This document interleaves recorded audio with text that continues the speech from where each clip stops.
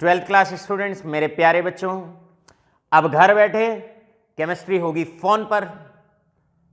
मेरे प्यारे बच्चे, आगे आप बोलें, अब घर बैठे पढ़ाई होगी फोन पर, जब IT expert Vansh cameraman Yash के साथ होंगे आपके Chauhan sir live. Chemistry classes में आपका स्वागत है, आपका अभिनंदन है।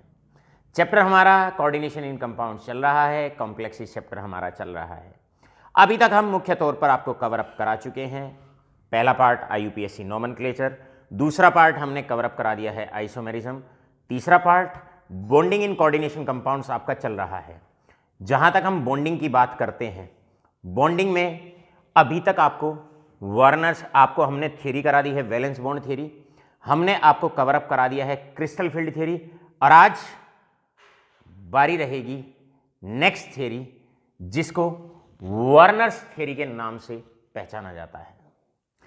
This theory is named after the name of the scientist Alfred Werner. All right, आइए जानने की कोशिश करते हैं वर्नर्स थ्योरी कोऑर्डिनेशन कंपाउंड्स के विषय में क्या क्या जानकारी हमें देती है। शुरू करते हैं, वर्नर्स थ्योरी का जन्म कैसे हुआ या ये थ्योरी कैसे सामने आई। All right all of you, चलिए तो अब बारी रहेगी और हमारे कॉन्सेप्ट की। कॉन्सेप्ट है वर्नर्स थ्योरी।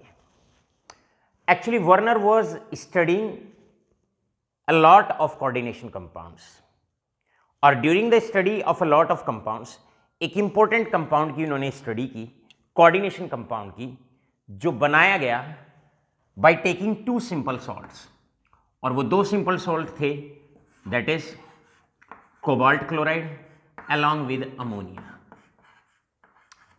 ammonia। वर्नर ने एक कॉम्प्लेक्स बनाया, या उसकी स्टडी वो कर रहे थे, और कॉम्प्लेक्स कैसे बनाया गया, कोऑर्डिनेशन कंपाउंड कैसे बनाया गया, by taking cobalt chloride along with ammonia। अब वो क्या ऑब्जर्व करते हैं, वो ऑब्जर्व करते हैं उन्होंने बार बार अमोनिया का अमाउंट चेंज किया, एक बार कोबाल्ट क्लोराइड मिक्स किया 6 मोल्स ऑफ अमोनिया के साथ, एक बार कोबाल्ट क्लोराइड सॉल्ट को मिक्स किया 5 मोल्स ऑफ अमोनिया के साथ, और एक बार उन्होंने कोबाल्ट क्लोराइड को मिक्स किया 4 मोल्स ऑफ अमोनिया के साथ। और जैसे ही कंपाउंड बनता था तो उन्हें कुछ प्रॉपर्टीज में बदलाव लगा। क्या बदलाव लगा? पहला, जब 6 मोल्स अमोनिया लिए तो कलर था येलो। जब उन्होंने कोबाल्ट क्लोराइड को मिक्स किया 5 मोल्स ऑफ अमोनिया के साथ तो कलर था पर्पल, जो कंपाउंड बना। अगली बार जब उन्होंने कोबाल्ट क्लोराइड को मिक्स किया, that is 4 moles of ammonia के साथ, तो उन्होंने पाया कलर था वायलेट। इसका मतलब हर बार एक तो अमोनिया उन्होंने एक्सेस में लिया, 4 मोल्स अमोनिया लेते हैं, 1:4 लेते हैं, उस वक्त कलर अलग आता है। 1:5 मोल्स लेते हैं, कलर अलग आता है, और अगर 1:6 लेते हैं तो कलर अलग आता है। इन्होंने ये पहला बदलाव प्रॉपर्टीज में देखा।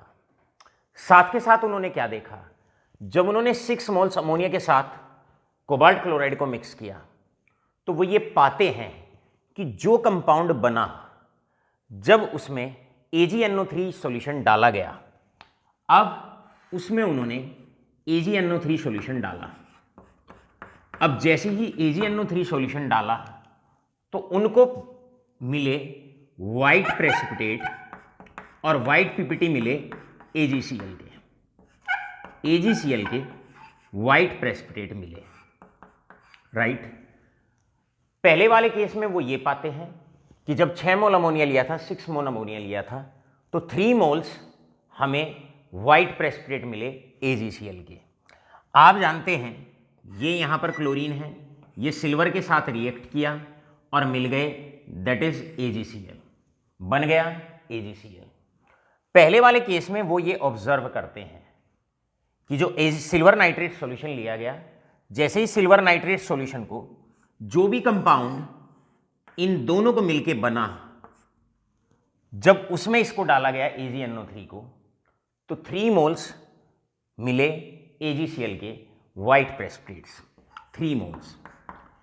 जब अगले वाले केस में जब उन्होंने 5 मोल्स अमोनिया को मिक्स किया कोबाल्ट क्लोराइड के साथ और उसके बाद जैसे ही उसमें कंपाउंड फॉर्मेशन हुई और AgNO3 सॉल्यूशन डाला तो अगली बार उन्हें 2 मोल्स मिले AgCl के।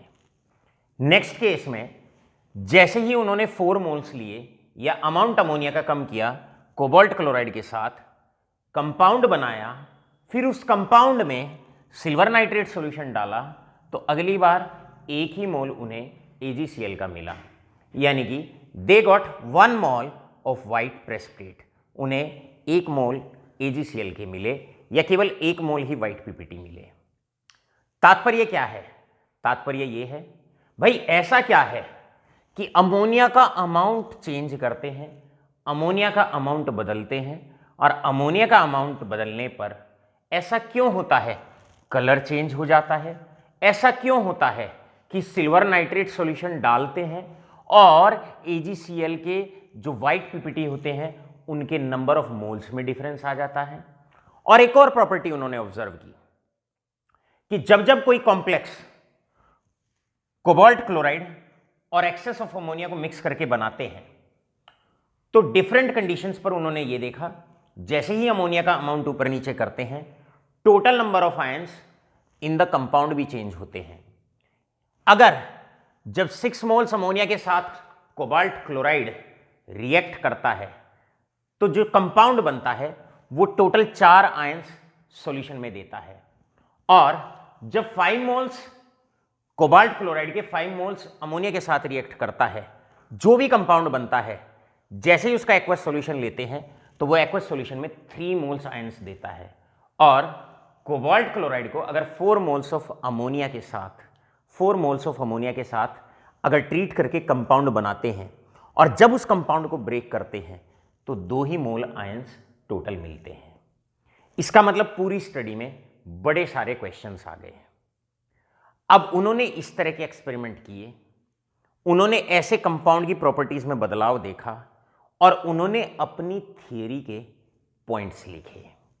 अब बारी है वर्नर्स थियरी क्या कहती है। चलिए भाई स्टार्ट करते हैं। Werner theory main point number 1, postulate number 1। Werner's theory states that, प्यारे बच्चों अब तक हमने जो कहा that was simply merely N introductory part. अब आप तैयार हो जाइए, CBSE class 12, ICSE class 12 board exam में किस तरीके से वर्नर्स थियरी पर क्वेश्चन बनेंगे और इसके मेन पॉइंट्स क्या हैं। चलिए स्टार्ट करते हैं पोस्टुलेट्स ऑफ वर्नर थियरी। पहला पोस्टुलेट कहता है Werner's theory states in the first point, it states that metal possess 2 types of valency. Metal की 2 तरह की वैलेंसी होती है। नंबर 1 प्राइमरी वैलेंसी,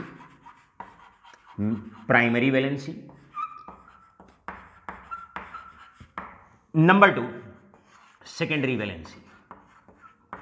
सो कोई भी मेटल होता है उसकी 2 तरह की वैलेंसी होती है, एक primary valency and second is secondary valency, 1 degree valency और 2 डिग्री वैलेंसी।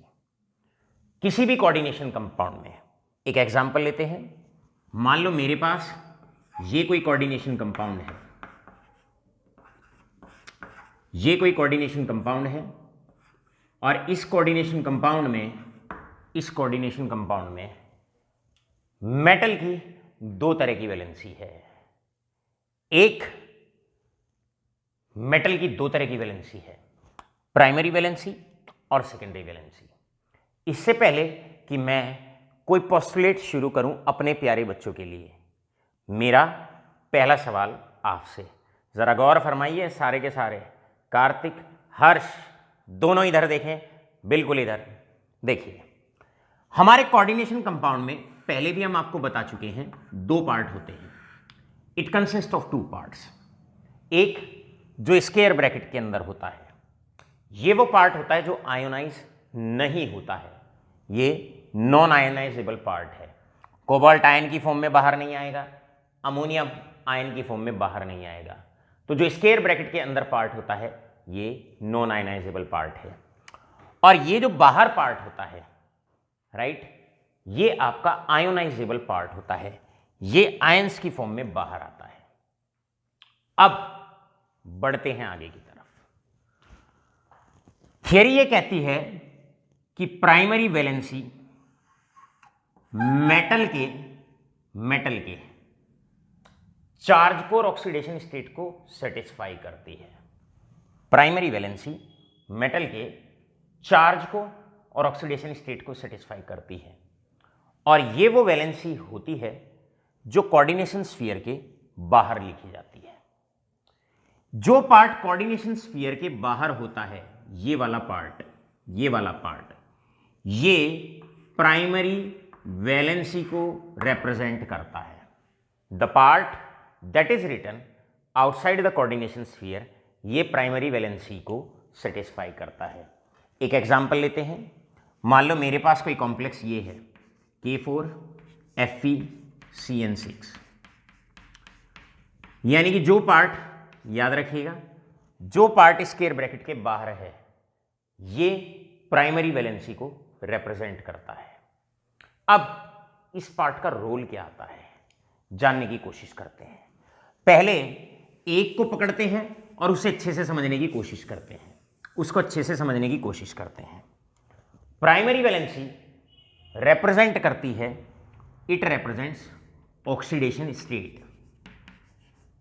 ये मेटल के ऑक्सीडेशन स्टेट को रिप्रेजेंट करती है, बिल्कुल करती है। अगर मैं आपसे कहूं भाई इस मेटल का ऑक्सीडेशन स्टेट बताइए, तो आप कैसे बताओगे?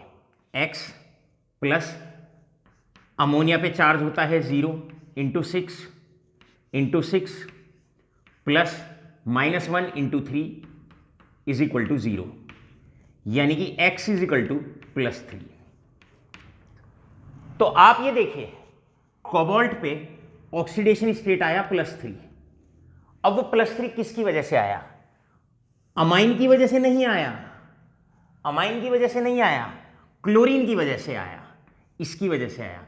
-3 इसकी वजह से आया, -1 इंटू 3 जिसकी वजह से इस पर +3 चार्ज आया।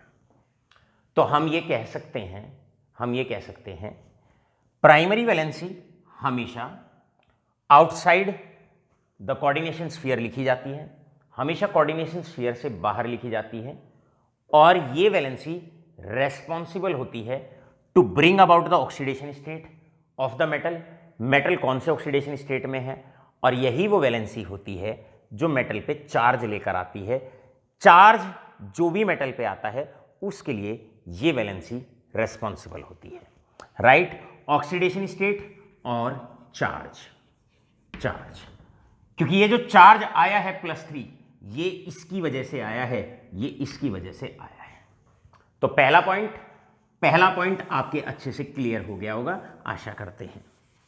अब बारी आती है, एक पॉइंट और लिख सकते हैं, it is written outside CS, और CS का मतलब होता है कोऑर्डिनेशन स्फीयर के बाहर, इसको लिखते हैं। बढ़ते हैं नेक्स्ट पार्ट की तरफ। नेक्स्ट पार्ट है सेकेंडरी वैलेंसी मेटल के कोऑर्डिनेशन नंबर को सेटिस्फाई करती है। अब आपसे कहें कोऑर्डिनेशन नंबर का मतलब होता है मेटल कितने कोऑर्डिनेट बॉन्ड बनाता है।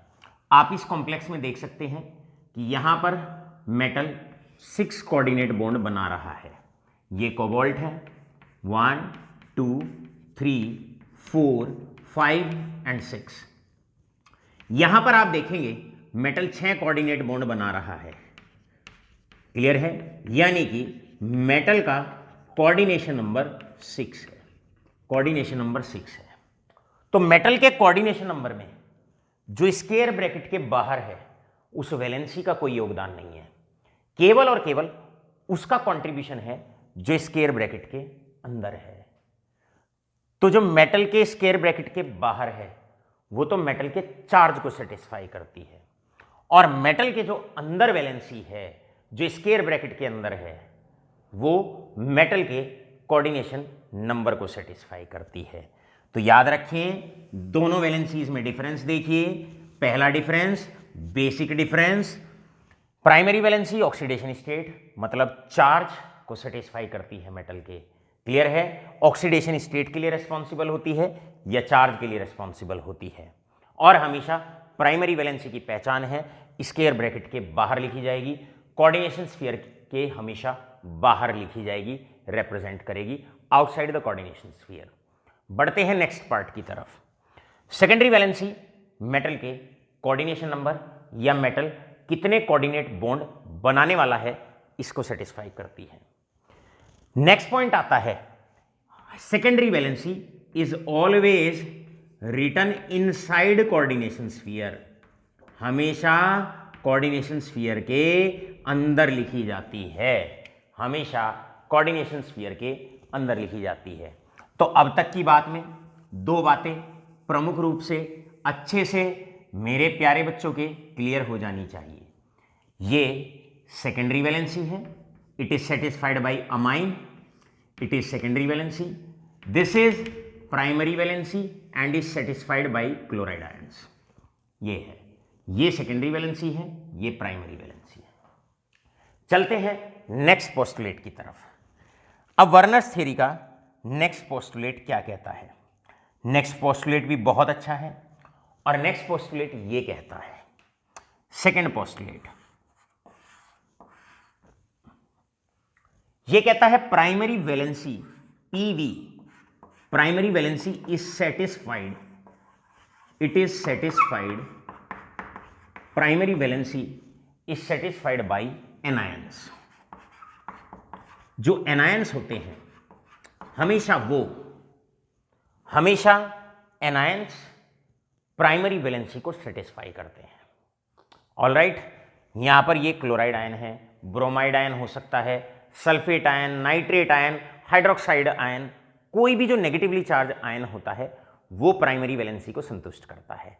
और क्योंकि वो खुद आयन होता है इसलिए मेटल पे चार्ज इंड्यूस करता है। इसके बाद सेकेंडरी वैलेंसी, क्योंकि कोऑर्डिनेशन स्फीयर के अंदर लिखी जाती है, अंदर वाला पार्ट, और आप जानते हैं कोऑर्डिनेशन स्फीयर के अंदर मेटल को छोड़ के जो भी पार्ट होता है, जो भी स्पीसी प्रेजेंट होती है, उसको लाइगेंड्स कहते हैं। तो secondary valency is satisfied, it is satisfied by ligands. इसको लाइगेंड सेटिस्फाई करते हैं, it is satisfied by ligands. अब बारी है, दोनों में डिफरेंस पता लग गया होगा, ये एनायन है और ये आपका लाइगेंड है। तो सेकेंडरी वैलेंसी को लाइगेंड सेटिस्फाई करते हैं, प्राइमरी वैलेंसी को एनायन सेटिस्फाई करता है। बढ़ते हैं थर्ड पॉइंट की तरफ। थर्ड पॉइंट ये कहता है प्राइमरी वैलेंसी नॉन डायरेक्शनल होती है। इसका मतलब स्पेस में इनका ओरिएंटेशन फिक्स नहीं होता, घूमती रहती है। पानी में अगर मैं इसको डाल दूं, क्लोराइड आयन यहां से बाहर निकल के चला जाएगा, पानी के साथ घूमता रहेगा, जिधर वाटर मॉलिक्यूल जाएंगे उधर क्लोराइड आयन घूमता रहेगा। लेकिन ये वाला पार्ट है, अमोनिया वाला पार्ट है, जो कोबाल्ट के साथ हमेशा रहेगा। इसका मतलब secondary valency occupies fixed orientation in space, fixed orientation in space, fixed orientation in space। और हम ये भी कह सकते हैं कि सेकेंडरी वैलेंसी ही होती है जो उस कॉम्प्लेक्स को ज्योमेट्री प्रोवाइड करती है। हम ये भी कह सकते हैं इट प्रोवाइड्स फिक्स ओरिएंटेशन, और फिक्स ओरिएंटेशन की जगह हम ये भी लिख सकते हैं यही इस कंपाउंड को ज्योमेट्री प्रोवाइड करता है, इट प्रोवाइड्स ज्योमेट्री। तो अभी तक चंद बातें पहले आप इन्हें अच्छे से रिकॉर्ड करेंगे, नोट करेंगे। कैसे? पहला पॉइंट, प्राइमरी वैलेंसी। मेटल के पास दो तरह की वैलेंसी है, एक जो स्क्वायर ब्रैकेट के बाहर है, एक जो स्क्वायर ब्रैकेट के अंदर है। ये प्राइमरी वैलेंसी, स्क्वायर ब्रैकेट के अंदर, कोऑर्डिनेशन स्फीयर के अंदर सेकेंडरी वैलेंसी। ऑलराइट, ये मेटल पे चार्ज इंड्यूस करती है, ये मेटल के कोऑर्डिनेशन नंबर को सेटिस्फाई करती है। प्राइमरी वैलेंसी को एनायन सेटिस्फाई करते हैं, सेकेंडरी वैलेंसी को आपके लाइगेंड्स सेटिस्फाई करते हैं। ऑलराइट, तीसरा बहुत इंपॉर्टेंट पॉइंट, अगर मैं आपसे कहूं कि इस कंपाउंड की, इस कॉम्प्लेक्स की ज्योमेट्री बताइए, स्ट्रक्चर बताइए, शेप बताइए, तो उसमें थर्ड पॉइंट ये कहता है कि वो सेकेंडरी वैलेंसी होती है, सेकेंडरी वैलेंसी होती है which occupies fix orientation in space, मतलब स्पेस में इनकी पोजीशन फिक्स होती है और इनकी पोजीशन नॉन डायरेक्शनल होती है, फिक्स नहीं होती है। मतलब इस कॉम्प्लेक्स की अगर ज्योमेट्री ड्रॉ करनी हो तो केवल और केवल जो रोल आएगा वो सेकेंडरी वैलेंसी का मेन रोल आएगा, प्राइमरी वैलेंसी का कोई रोल नहीं रहेगा। आपसे कहें draw the geometry of this complex, तो आप मेटल के अराउंड केवल सेकेंडरी वैलेंसीज का ओरिएंटेशन आप दिखाएंगे, केवल उनकी पोजीशंस आप दिखाएंगे, ये वर्नर थियरी कहती है। और आप जानते हैं ये ऑक्टाहेड्रल कॉम्प्लेक्स है, तो बस आपने बीच में कोबाल्ट रखना है, एक कोऑर्डिनेट बॉन्ड ऐसे, एक ऐसे, यहां पर एक ऐसे और एक ऐसे। प्लेनर पोजीशंस आप हमेशा ज्वाइंट कर देते हैं ऐसे, हर पोजीशन पे NH3 लगा दो, हर पोजीशन पे NH3 लगा दो, लगा दिया आपने NH3, हर पोजीशन पे NH3 लगा दिया बेटे, और बन गई ज्योमेट्री ऑफ दिस कॉम्प्लेक्स। अब आप इस ज्योमेट्री में क्लियरली देख सकते हैं हमने प्राइमरी वैलेंसी का रोल कहीं नहीं दिखाया, हमने जो मेन रोल दिखाया वो केवल सेकेंडरी वैलेंसी का दिखाया। इसका मतलब वो सेकेंडरी वैलेंसी ही होती है जो मॉलिक्यूल को, कॉम्प्लेक्स आयन को ज्योमेट्री प्रोवाइड करती है इन स्पेस। आशा करते हैं पूरा का पूरा तीनों के तीनों पॉइंट आपके अच्छे से क्लियर हो गए होंगे। तो चलिए फटाफट से लें इसका स्क्रीनशॉट और बढ़ते हैं आगे की तरफ। अब आता है मेन पॉइंट वर्नर्स थियरी का, और मेन पॉइंट क्या कहता है? मेन पॉइंट ये कहता है, जरा गौर से सुनिए, वर्नर्स थ्योरी का फोर्थ एंड मेन पोस्टुलेट ये कहता है, भाई जरूरत आन पड़ने पर ये प्राइमरी वैलेंसी, कोऑर्डिनेशन स्फीयर के अंदर सेकेंडरी वैलेंसी, प्राइमरी वैलेंसी अंदर आके सेकेंडरी वैलेंसी को भी सेटिस्फाई कर सकती है। मतलब प्राइमरी अपना भी काम करेगी, चार्ज वाला काम भी करेगी और कोऑर्डिनेशन नंबर वाला भी काम करेगी। से फॉर एग्जांपल स्कूल में आपके कोई प्रिंसिपल हैं, सबके स्कूल में प्रिंसिपल होते हैं, और किसी दिन आपके केमिस्ट्री के लेक्चरर एब्सेंट हैं। अब उस दिन वो प्रिंसिपल का भी रोल करेंगे, और मान लो उनकी जो क्वालिफिकेशन है वो MSc केमिस्ट्री है, तो वो आपका पीरियड भी लेंगे, तो वो अपना प्रिंसिपलशिप का भी कार्य करेंगे, और प्रिंसिपल रहते हुए साथ के साथ PGT केमिस्ट्री का भी कार्य करेंगे, आपके लेक्चरर का भी कार्य करेंगे। इसी प्रकार कॉम्प्लेक्स में ज़रूरत आन पड़ने पर ये जो प्राइमरी वैलेंसी है ये अंदर आ सकती है, और अंदर आके सेकेंडरी वैलेंसी का भी कार्य कर सकती है, primary as well as secondary. चलिए इस पॉइंट से बहुत सारी गुत्थी सुलझ जाती है, ये सारी गुत्थी सुलझ जाती है। तो यहां पर लिखते हैं नेक्स्ट पॉइंट, फोर्थ पॉइंट है, that is primary valency may also satisfy secondary valency.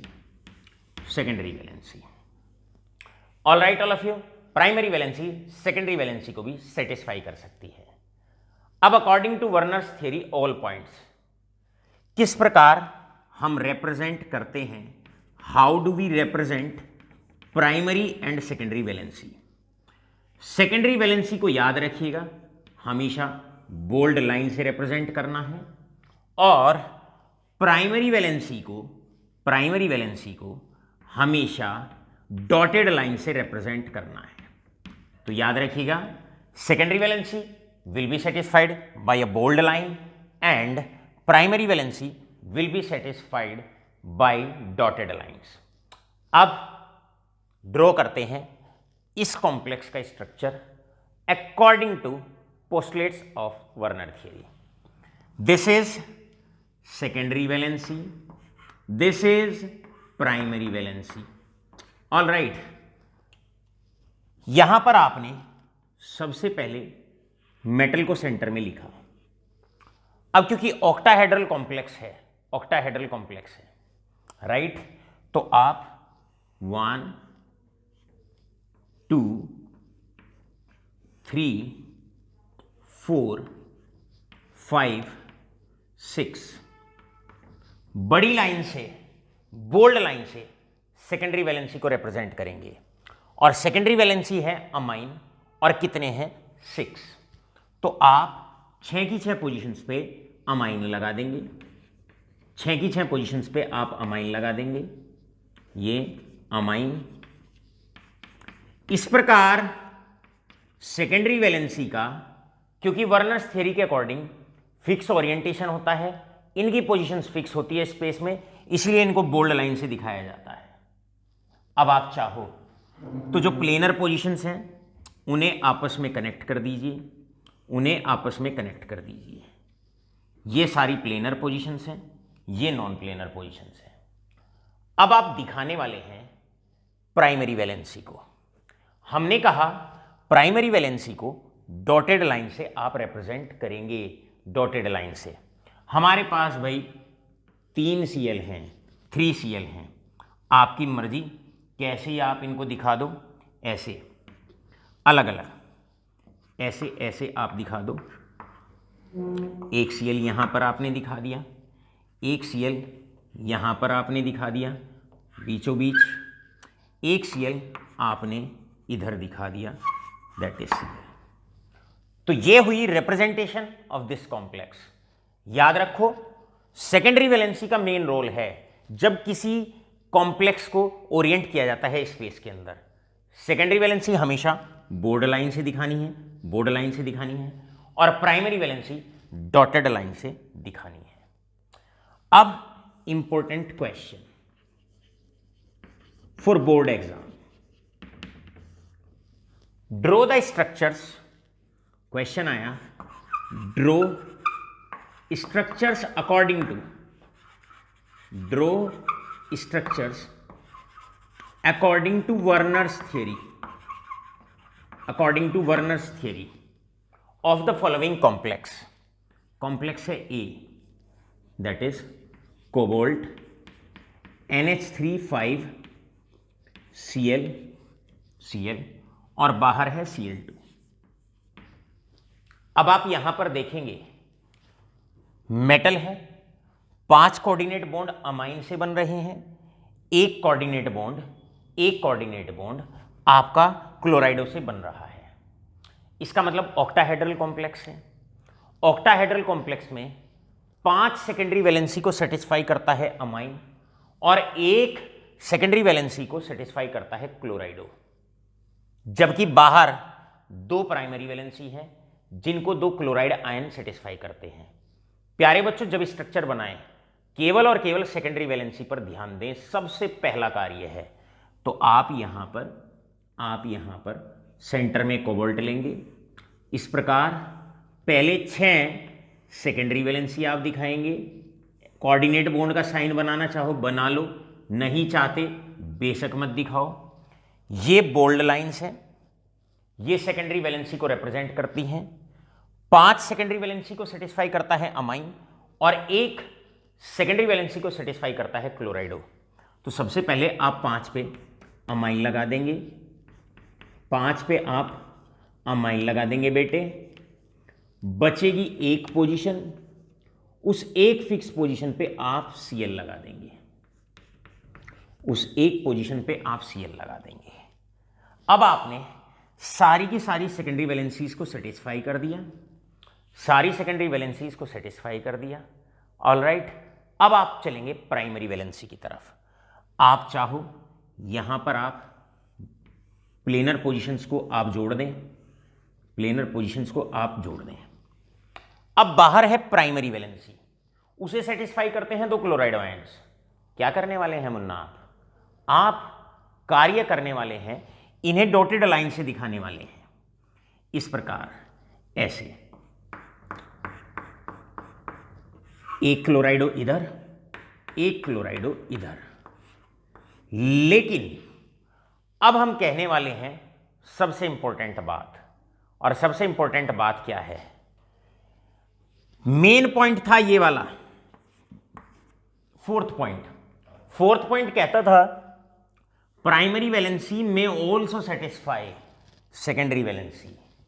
मतलब प्राइमरी वैलेंसी दोनों कार्य करेगी। दोनों कार्य का मतलब है वो प्राइमरी वैलेंसी भी सेटिस्फाई करेगी और सेकेंडरी वैलेंसी भी सेटिस्फाई करेगी।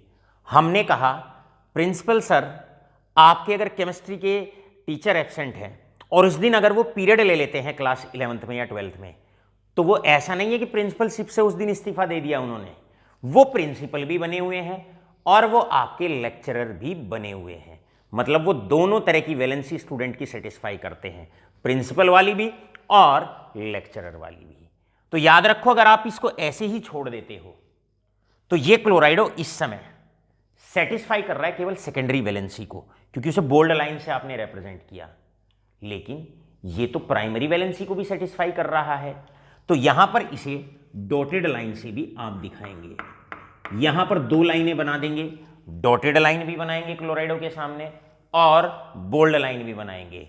क्लोराइडो जैसे ही अंदर आया, एक क्लोराइडो अंदर आया, तो अंदर आने पर ये चार्ज को भी सेटिस्फाई करेगा, इसकी वजह से यहां चार्ज भी आएगा, इसकी वजह से यहां पर चार्ज भी आएगा बच्चों, और ये साथ के साथ फिक्स ज्योमेट्री देने में भी कार्यरत रहेगा, फिक्स ज्योमेट्री भी प्रोवाइड करेगा, सेकेंडरी वैलेंसी का भी काम करेगा। ऑलराइट, अब लो फटाफट से स्क्रीनशॉट, फिर हम देते हैं आपको एक बड़ा अच्छा सा प्यारा सा क्वेश्चन।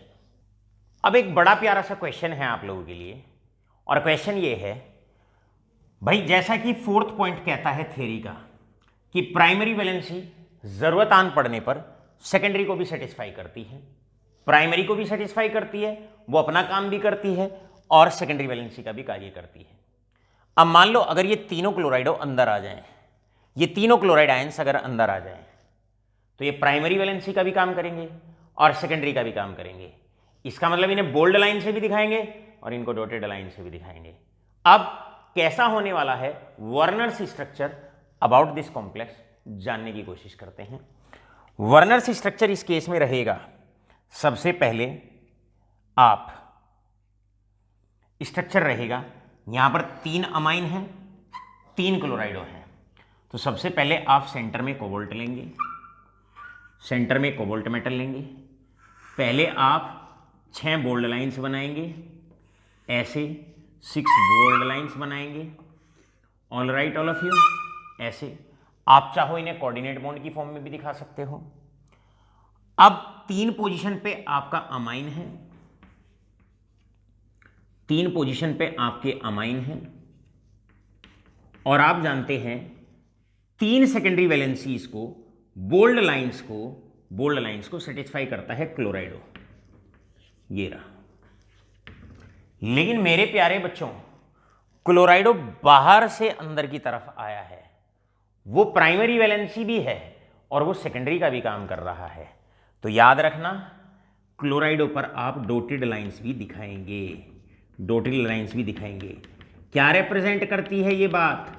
ये बात ये रिप्रेजेंट करती है कि क्लोराइडो यहां पर दोनों तरह के कार्य कर रहा है, प्राइमरी वैलेंसी को भी सेटिस्फाई कर रहा है और सेकेंडरी वैलेंसी को भी सेटिस्फाई कर रहा है।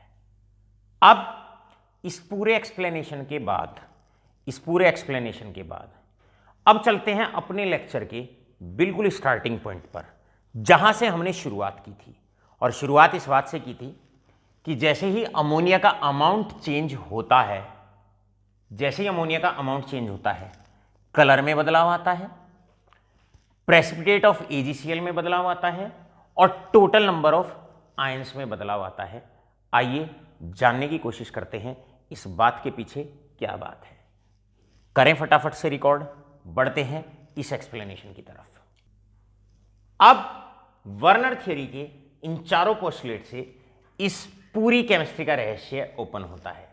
कैसे भाई? फर्स्ट केस में कोबाल्ट क्लोराइड को मिक्स किया गया एक्सेस ऑफ अमोनिया के साथ और लगभग 6 मोल के साथ, यानी कि कोबाल्ट क्लोराइड को मिक्स किया गया 6 मोल ऑफ अमाइन के साथ, अमोनिया के साथ। उस वक्त बेटे कॉम्प्लेक्स बना ये वाला, CO, हेक्सा अमाइन कोबाल्ट, और प्राइमरी वैलेंसी के तौर पर 3 क्लोराइड रहे बाहर, 3 क्लोराइड रहे बाहर रहे 3 chloride, right.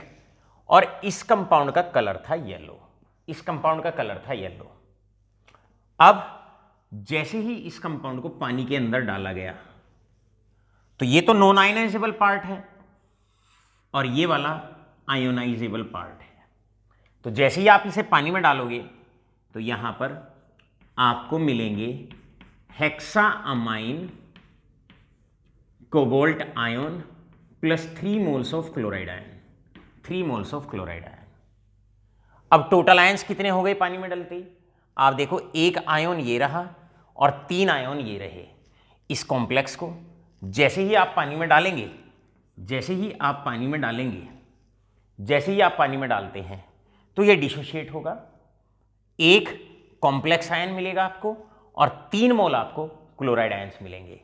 So total ions equal to 4, total ions 4 आपको मिलेंगे। ये इसका आंसर था। अब जैसे ही आप इसमें AgNO3 डालते हो तो आपको 3 moles AgNO3, 3 moles AgNO3 combine करेंगे, क्योंकि 3 मोल्स आपके पास क्लोराइड आयन है, 3 मोल्स आपके पास Ag, मिलेंगे 3 moles of AgCl, white PPT, white PPT। क्योंकि बाहर एज ए आयनाइजेबल वैलेंसी हमारे पास 3 क्लोराइड आयन है। अब जितने क्लोराइड आयन हैं उतने ही सिल्वर आयन के साथ कंबाइन करेंगे और उतने ही मोल्स मिलेंगे AgCl के। This was the reason behind. तो याद रखिएगा, पहले पूरे कंपाउंड की स्टडी आपके पास हो गई। क्या है? जब कोबाल्ट क्लोराइड को अमोनिया के साथ मिक्स करते हैं तो कॉम्प्लेक्स ये बनता है, और यही कॉम्प्लेक्स बना है। इसका पता कैसे चलता है? जैसे ही इसको पानी में डालते हैं टोटल आयंस 4 मिलते हैं, टोटल आयंस 4 मिलते हैं, और जैसे ही अब इसमें AgNO3 डालेंगे तो आपको 3 मोल्स AgCl के PPT मिलेंगे, व्हाइट प्रेसिपिटेट मिलेंगे। अब सेकंड वाले कंपाउंड क्या है? अगली बार जैसे ही हम कोबाल्ट क्लोराइड को मिक्स करते हैं 5 मोल्स अमाइन के साथ, सेकंड वाले केस में, यह है सेकंड वाला केस। अब जैसे ही हम इसको मिक्स करते हैं तो मिक्स करने पर जो कंपाउंड बनता है वो कंपाउंड ये बनता है। एक क्लोराइड आयन अंदर रहेगा, 2 बाहर रहेंगे, 2 बाहर रहेंगे। एक क्लोराइड आयन अंदर, 2 बाहर। अब ये वाला क्लोराइड आयन वर्नर्स थ्योरी के अकॉर्डिंग दोनों काम करेगा, प्राइमरी वैलेंसी का भी, सेकेंडरी वैलेंसी का भी काम करेगा। लेकिन कॉम्प्लेक्स की प्रॉपर्टीज में कुछ बदलाव आएगा। क्या बदलाव आएगा? अब आप अगर इसको पानी के अंदर डालते हो तो पानी के अंदर डालते ही आपको, इसे जैसे ही पानी के अंदर डालते हो, एक तो कॉम्प्लेक्स आयन ये मिलेगा और 2 क्लोराइड आयन बाहर हो जाएंगे, 2 क्लोराइड आयन बाहर हो जाएंगे। एक आपको मिलेगा ये कॉम्प्लेक्स आयन CO NH3 और ये 5 और ये Cl, एक कॉम्प्लेक्स आयन ये मिलेगा आपको, साथ के साथ 2 मोल क्लोराइड आयन बाहर, 2 मोल क्लोराइड आयन बाहर। अब आपको टोटल आयंस जो मिलने वाले हैं, एक आयन ये रहा, 2 आयन ये रहे, टोटल आपको 3 मोल आयंस मिलने वाले हैं। टोटल आपको 3 मोल्स आयंस मिलने वाले हैं। 3 मोल का मतलब क्या है? इसका मतलब 2 क्लोराइड बाहर हैं, एक कॉम्प्लेक्स आयन, 2 क्लोराइड आयन बाहर हैं। इसका मतलब एक क्लोराइड अंदर चला गया, जिसकी वजह से टोटल आयंस मिलेंगे 3। अब अगर आप इसमें AgNO3 डालते हो, अगर आप इसमें AgNO3 अगर आप डालते हो तो आपके 2 मोल Ag कंबाइन करेंगे, 2 मोल क्लोराइड आयन के साथ कंबाइन करेंगे, निकलेंगे 2 मोल्स ऑफ AgCl, निकलेंगे 2 moles of AgCl, right, 2 moles AgCl। तो इस वाले केस में 2 मोल्स AgCl क्यों मिले? क्योंकि 2 ही क्लोराइड बाहर थे, 2 ही क्लोराइड बाहर थे। पानी डाला, क्लोराइड आयन की फॉर्म में 2 मोल क्लोराइड आयन बाहर आए, AgNO3 डालेंगे, 2 मोल मिलेंगे AgCl के white precipitates, white precipitates. All right, आशा करते हैं ये भी आपके क्लियर हो गया होगा क्यों आपको 2 मोल AgCl के मिले और क्यों आपको टोटल आयंस 3 मिलते हैं, क्यों आपको टोटल आयंस 3 मिलते हैं। बढ़ते हैं नेक्स्ट क्वेश्चन की तरफ। इस क्वेश्चन को आप सेल्फ टाइप करें। देते हैं हम आपको गिन के 30 सेकेंड, गिनिएगा, टाइम स्टार्ट्स राइट नाउ, गिनिएगा 30 सेकेंड और उसके बाद फिर इसका एक्सप्लेनेशन हम आपको देंगे। करते रहिएगा फटाफट। अंदाजा लगाइए यहां एक ही मोल AgCl का क्यों मिलता है।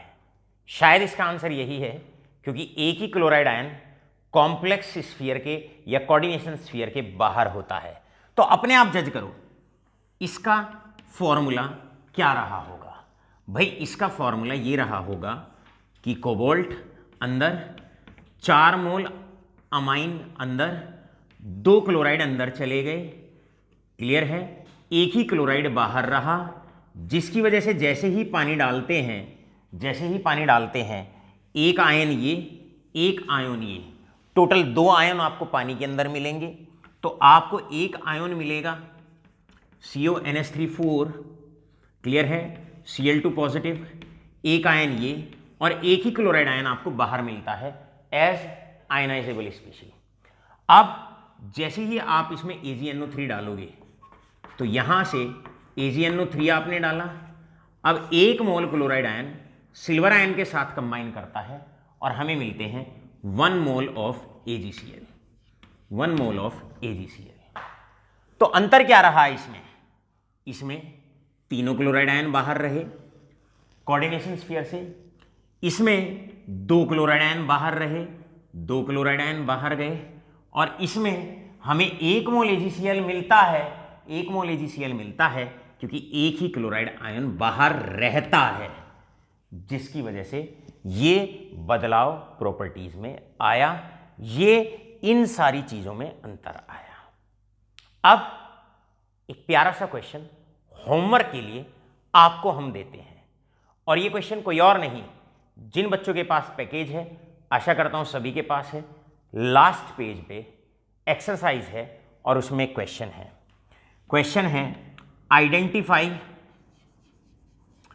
Identify the formula of complex, identify the formula of complex. आपको कॉम्प्लेक्स का फॉर्मूला बताना है।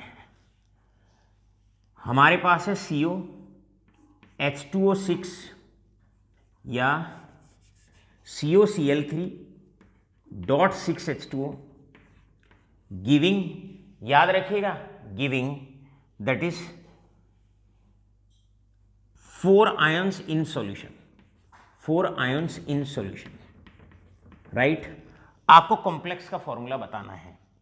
यहीं पर COCl3.6H2O और आपको कहा गया 3 आयंस इन सॉल्यूशन।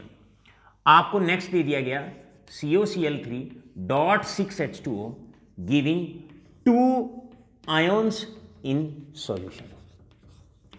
आपको बताना है भाई, आपको बताना है, बताओ कॉम्प्लेक्स जो ये कंपाउंड बनाएगा cobalt chloride along with aqua के साथ, वाटर के साथ, यहां जो कॉम्प्लेक्स बनेगा उसका फॉर्मूला क्या रहेगा, कोबाल्ट क्लोराइड का यहां पानी के साथ जो कॉम्प्लेक्स बनेगा उसका फॉर्मूला क्या रहेगा, और कोबाल्ट क्लोराइड का जो कंपाउंड वाटर के साथ यहां बनेगा उसका फॉर्मूला क्या रहेगा। प्यारे बच्चों, बॉन्डिंग की सारी थियरीज टॉप लेवल पे आपको समझा दी गई हैं, चाहे वो थियरी हमारी वैलेंस बॉन्ड थियरी है, चाहे वो हमारी क्रिस्टल फील्ड थियरी है, और ज़्यादातर स्कूल में ना पढ़ाए जाने वाली थियरी जिसे अल्फ्रेड वार्नर ने दिया था, एंड दैट्स वार्नर थियरी। आज हमने बड़े बारीकी से वार्नर थियरी का कैसे एराइज हुआ, कैसे उसका स्टार्टअप हुआ, क्या उसके पोस्टुलेट्स हैं और कैसे उस पर क्वेश्चंस बनते हैं, ये सब हमने आपसे अच्छे से डिस्कस कर लिया है। आशा करते हैं आप साथ के साथ फेयर नोट्स बना रहे हैं, आशा करते हैं रोजाना केमिस्ट्री को रिवाइज करते हैं, और याद रहे हमारे लेक्चर्स को लाइक करना ना भूलें। धन्यवाद।